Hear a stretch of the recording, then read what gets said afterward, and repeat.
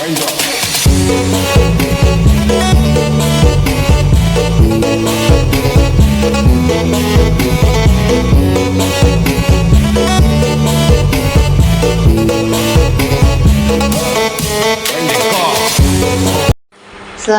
warahmatullahi wabarakatuh.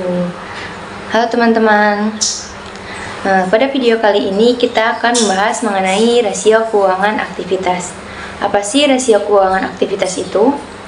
Rasio keuangan aktivitas adalah kelompok rasio yang digunakan untuk mengevaluasi efisiensi operasional perusahaan dalam memanfaatkan aset dan sumber daya yang dimilikinya untuk menghasilkan pendapatan. Nah, rasio ini memberikan wawasan penting tentang efektivitas manajemen dalam menggunakan berbagai aset untuk mendukung operasi sehari-hari. Nah, seperti penjualan, perputaran persediaan, dan pengelolaan piutang. Nah, melalui rasio-rasio ini, investor, kreditur, dan manajemen dapat memperoleh gambaran yang lebih mendalam tentang seberapa baik sih perusahaan mengelola asetnya untuk mencapai tujuan-tujuan bisnisnya. Nah, kemudian sini ada beberapa jenis rasio keuangan aktivitas. Yang pertama ada rasio perputaran persediaan, kemudian ada rasio hari penjualan, dan terakhir ada Tato rasio. Kita akan berfokus pada penjelasan tentang Tato rasio. Tapi kita harus mengetahui dulu nih secara dasarnya saja mengenai rasio perputaran persediaan. Rasio perputaran persediaan atau inventory turnover ratio adalah ukuran yang digunakan untuk menilai efisiensi perusahaan dalam mengelola persediaan. Nah, rasio ini menunjukkan seberapa cepat sih persediaan perusahaan terjual dan diganti dalam periode tertentu. Kemudian yang kedua ada day sales ratio atau DSR disingkatnya, atau juga rasio hari penjualan, yaitu ukuran yang digunakan untuk menilai seberapa cepat perusahaan dapat mengumpulkan piutangnya. Nah, DSR ini menunjukkan rata-rata jumlah hari yang diperlukan untuk mengumpulkan pembayaran setelah melakukan penjualan. Nah, rasio ini juga memberikan gambaran tentang efisiensi perusahaan dalam mengelola piutangnya. Nah, kita di sini akan berfokus pada pembahasan tentang Tato ratio atau Total Asset Turnover Ratio. Pengertiannya adalah rasio yang digunakan untuk mengukur seberapa sih efisiensi perusahaan menggunakan seluruh asetnya untuk menghasilkan pendapatan. Tato ratio ini mengukur pendapatan yang dihasilkan dari setiap unit aset yang dimiliki perusahaan. Nah, rasio ini juga sangat penting untuk mengevaluasi kinerja manajemen dalam memanfaatkan aset secara keseluruhan. Nah, rumusnya di sini ada Tato sama dengan total pendapatan dibagi dengan total aset. Total pendapatan adalah seluruh pendapatan yang diperoleh perusahaan dari penjualan, baik penjualan barang atau jasa dalam periode tertentu. Kemudian total aset adalah nilai keseluruhan semua aset yang dimiliki perusahaan, baik yang bersifat tetap maupun lancar pada akhir periode. Kemudian di sini ada interpretasi Tato. Yang pertama ada rasio tinggi. Rasio tinggi Tato ini pada efisiensi ini menandakan bahwa perusahaan sangat efisiensi dalam memanfaatkan asetnya untuk menghasilkan pendapatan. Maka semakin tinggi rasio ini, maka semakin baik perusahaan dalam menggunakan sumber dayanya untuk menghasilkan penjualan. Kemudian ada daya tarik bagi investor. Perusahaan yang memiliki rasio Tato tertinggi cenderung dianggap lebih efisien, sehingga menarik bagi investor karena mereka melihat potensi penggunaan modal yang efektif. Kemudian, nah contohnya itu jika perusahaan memiliki Tato sebesar 2, berarti untuk setiap unit aset yang dimiliki, maka perusahaan mampu menghasilkan 2 unit pendapatan. Kemudian rasio rendah. Rasio rendah ini mengakibatkan kurangnya efisien. Nah, mengidentifikasi bahwa perusahaan kurang efisien dalam memanfaatkan aset untuk menghasilkan pendapatan. Hal ini juga bisa menunjukkan bahwa aset yang dimiliki perusahaan tidak digunakan secara optimal. Kemudian, kemungkinan memiliki masalah. Rasio tato yang rendah dapat mengidentifikasi bahwa perusahaan mungkin memiliki terlalu banyak investasi dalam aset yang tidak produktif, seperti fasilitas atau peralatan yang tidak digunakan sepenuhnya. Ini bisa menjadi tanda peringatan bagi manajemen dan investor. Contoh, jika tato ratio ini hanya 0,5, berarti perusahaan hanya mampu menghasilkan 0,5 unit pendapatan dari setiap unit aset, yang berarti tidak ada potensi efisiensi dalam penggunaan aset. Mungkin cukup penjelasan mengenai tato ratio. Nah, dari materi tersebut, kita akan menggunakannya untuk menganalisis dari beberapa perusahaan. Perusahaan yang akan dianalisis menggunakan tato ratio itu ada PT Tunas Baru Lampung dengan kode TBLA, kemudian ada PT Sampoerna Agro Tbk dengan kode SGRO, kemudian ada PT Salim Infomas Pratama Tbk dengan kode SIMP, dan yang terakhir ada PT Indonesia Sukses Industri Perkebunan dengan kode ISIP. Nah, penjelasan tersebut akan dijelaskan oleh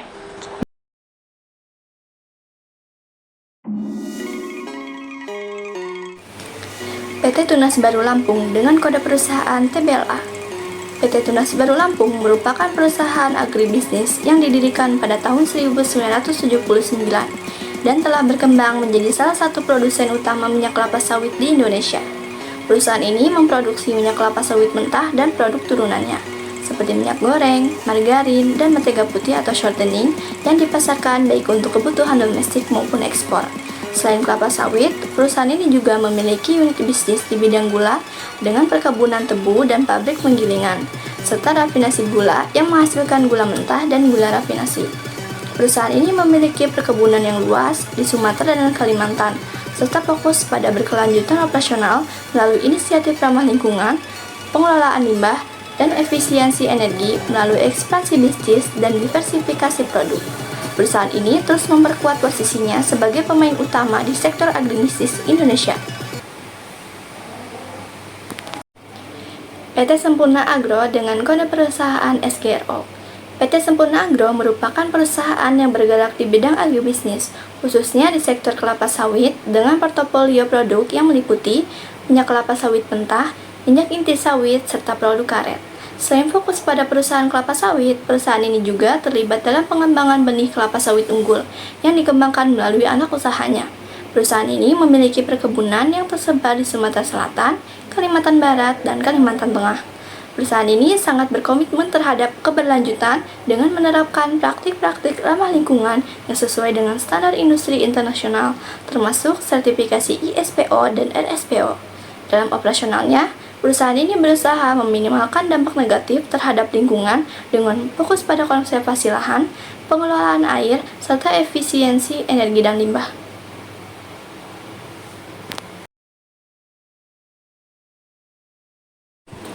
PT Salim Infomas Pratama dengan kode perusahaan SIMP.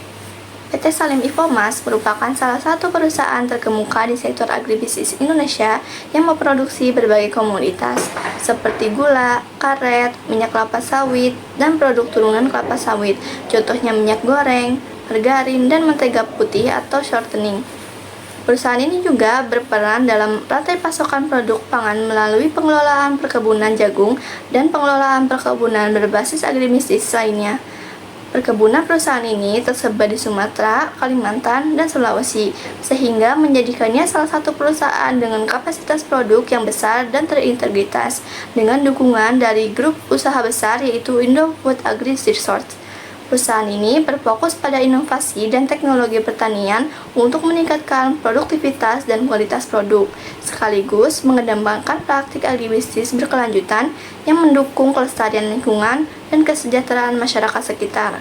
Perusahaan ini juga berkomitmen terhadap tanggung jawab sosial melalui berbagai inisiatif di bidang pendidikan, kesehatan, dan pembangunan infrastruktur di daerah operasionalnya.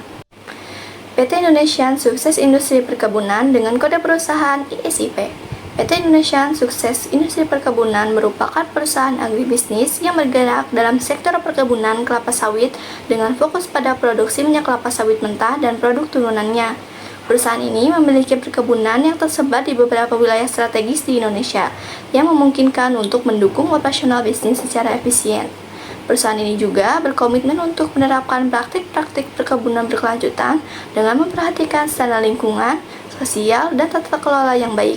Selain itu, perusahaan ini berfokus pada inovasi teknologi di sektor perkebunan untuk meningkatkan produktivitas dan kualitas hasil taninya sambil menjaga kelestarian lingkungan di sekitar wilayah operasionalnya. Baik teman-teman, berdasarkan tabel perbandingan tato rasio di atas, kita dapat melihat bahwa kinerja keuangan keempat dengan kode perusahaan TBLA, SGRO, SIMP, dan LSIP dalam mengelola aset untuk menghasilkan pendapatan mengalami fluktuasi selama periode 2021 sampai dengan periode 2023. TBLA menunjukkan penurunan efisiensi penggunaan aset dari 76% pada tahun 2021 menjadi 70% pada tahun 2022 dan 50% pada tahun 2023. Hal ini mengindikasikan bahwa perusahaan mengalami kesulitan dalam meningkatkan pendapatan seiring dengan pertumbuhan asetnya. Kemudian, pada urutan kedua dengan kode perusahaan SGRO, memiliki tingkat efisiensi yang relatif stabil dengan sedikit penurunan dari 54% pada tahun 2021, 55% pada tahun 2022, dan tahun 2023 menjadi 56%. Ini menunjukkan bahwa perusahaan mampu mempertahankan kinerja penggunaan asetnya.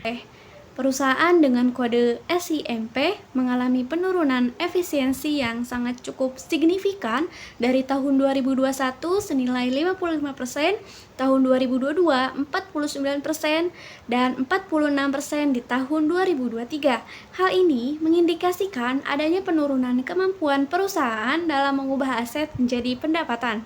Kemudian yang terakhir diduduki oleh LSIP, menunjukkan tren penurunan efisiensi yang konsisten dari 2021 senilai 38%, tahun 2022 37%, dan pada tahun 2023 menjadi 33%.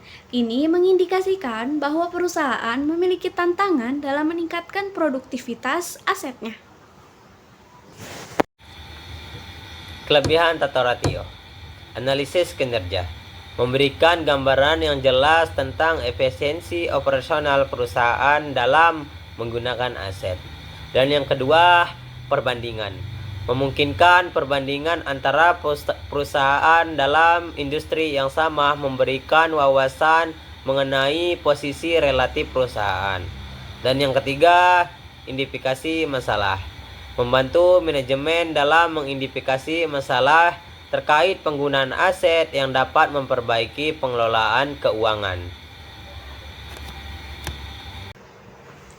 Selain memiliki kelebihan, tato ratio juga tentunya memiliki keterbatasan atau kelemahan. Seperti variasi industri, tato ratio dapat bervariasi secara signifikan antar sektor industri. Misalnya, perusahaan retail biasanya memiliki ratio yang lebih besar, lebih tinggi dibandingkan perusahaan dengan modal besar seperti industri manufaktur.